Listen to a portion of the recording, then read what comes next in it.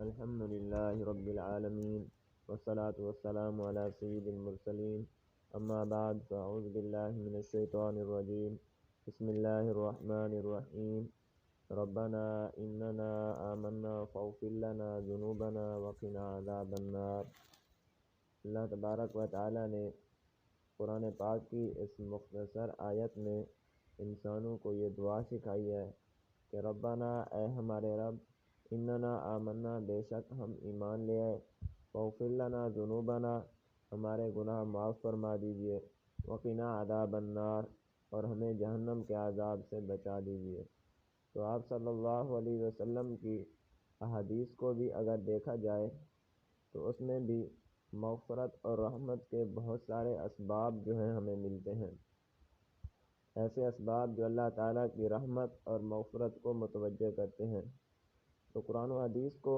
اگر مجموعی طور پر دیکھا جائے تو مختلف اسباب مغفرت اور رحمت کے جو ہیں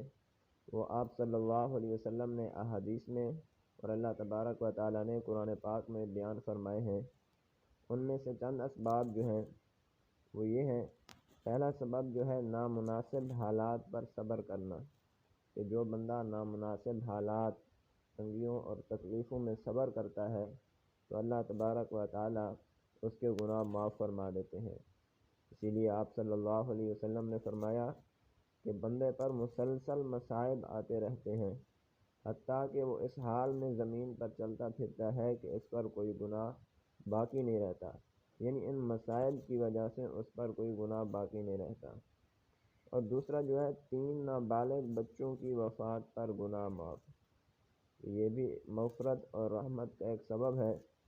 کہ جس کے 3 نابالغ بچے فوت ہو جائیں۔ اسی لیے رسول اللہ صلی اللہ علیہ وسلم نے ارشاد فرمایا، جو 2 مسلمان میاں بیوی ہوں اور ان کے 3 نابالغ بچے فوت ہو جائیں تو اللہ تعالیٰ والدین کی مغفرت فرما دیتے ہیں۔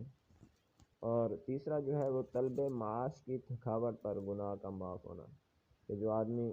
طلب معاش کرتا ہے، روزی کماتا ہے، سارا دن محنت کرتا ہے اور شام کو تھکا ہارا گھر آتا ہے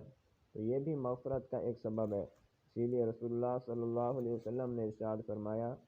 کہ جس شخص نے شام اس حالت میں کی کہ اپنے ہاتھ سے کام کرنے کی وجہ سے تھکا ہوا تھا تو اس نے شام اس حالت میں کی کہ اس کی مغفرت ہو چکی۔ گویا کہ رزق حلال کو طلب کرنا اور اس کے لیے جستجو کرنا، محنت کرنا، یہ بھی اللہ تعالیٰ کو یہ کام بھی پسند ہے اور اس کی وجہ سے اللہ تعالیٰ گناہ معاف فرماتے ہیں۔ اور چوتھا جو ہے رنج اور غم اور تفکرات جو مختلف طریقے سے انسان پر آتے ہیں تو اس کی وجہ سے بھی اللہ تبارک و تعالیٰ اس کے گناہ کو معاف فرما دیتے ہیں۔ اسی لیے رسول اللہ صلی اللہ علیہ وسلم نے ارشاد فرمایا کہ جب بندے کے گناہ بہت ہو جائیں اور اس کا کوئی عمل ایسا نہیں ہوتا جو ان گناہوں کا کفارہ بن سکے تو اللہ تعالیٰ اس کو غم میں مبتلا کر دیتے ہیں، اس کو فکر لگ جاتی ہے کسی نہ کسی چیز کی، تاکہ اللہ تعالیٰ غم کی وجہ سے اس کے گناہ معاف فرما دیں۔ اور 5واں جو سبب ہے وہ ہے باہمی صلح کرانا، کہ 2 آدمیوں کے درمیان جھگڑا ہو گیا، ایک آدمی ایسا ہے جس کو پتہ ہے کہ میں ان دونوں میں صلح کرا سکتا ہوں تو اس کو ضرور صلح کرانی چاہیے۔ اسی لیے حضرت ابو ہریرہ رضی اللہ تعالیٰ عنہ سے مروی ہے کہ پیر اور جمعرات میں اللہ تعالیٰ ہر مسلمان کی مغفرت فرما دیتا ہے سوائے ان 2 شخصوں کے جنہوں نے آپس میں بولنا چھوڑ رکھا ہے۔ ارشاد ہوتا ہے کہ ان دونوں کو چھوڑ دو یہاں تک کہ یہ دونوں صلح کر لیں۔ تو باہمی صلح کرنا اور صلح کرانا یہ دونوں اللہ تعالیٰ کو محبوب کام ہے۔ اور چھٹا جو ہے تکلیف پہنچنے پر گناہ معاف، کہ آدمی زخمی ہو جائے، کوئی تکلیف اچانک پہنچ جائے انسان کو، کوئی نقصان اچانک ہو جائے، اسی لیے رسول اللہ صلی اللہ علیہ وسلم نے ارشاد فرمایا جس آدمی کے جسم کو زخمی کر دیا جائے کہ یہ زخمی شخص تکلیف دینے والے کو معاف کر دے تو بقدر معافی اللہ تعالیٰ اس کے گناہوں کو معاف فرما دیں گے۔ اور 7واں جو ہے وہ ہے نابینا کی مدد، کہ ہمارے معاشرے میں بہت سارے لوگ نابینا ہیں، ظاہر ہے اللہ تعالیٰ کے حکم سے ہی وہ نابینا ہیں۔ رسول اللہ صلی اللہ علیہ وسلم نے ارشاد فرمایا جو نابینا آدمی کو لے کر چلا حتیٰ کہ اس کے گھر تک پہنچا دیا تو اس کے 40 کبیرہ گناہوں کی مغفرت کر دی جائے گی۔ اور 4 کبیرہ گناہ بھی دوزخ کو واجب کر دیتے ہیں۔ یعنی انسان کے 4 کبیرہ گناہ ہوں اور انسان توبہ کے بغیر مر جائے تو یہ 4 گناہ بھی جو ہیں جہنم کو اس پر واجب کر دیتے ہیں، لیکن نابینا کی مدد کرنا ایک ایسا کام ہے کہ اس کی وجہ سے اللہ تبارک و تعالیٰ کبیرہ گناہوں کو بھی معاف فرما دیتے ہیں۔ اور 8ویں چیز جو ہے حسن سلوک پر گناہ معاف، کہ انسان کوئی خاص عمل نہ کرے، دوسروں کے ساتھ اٹھتے بیٹھتے اچھے اخلاق سے پیش آئے،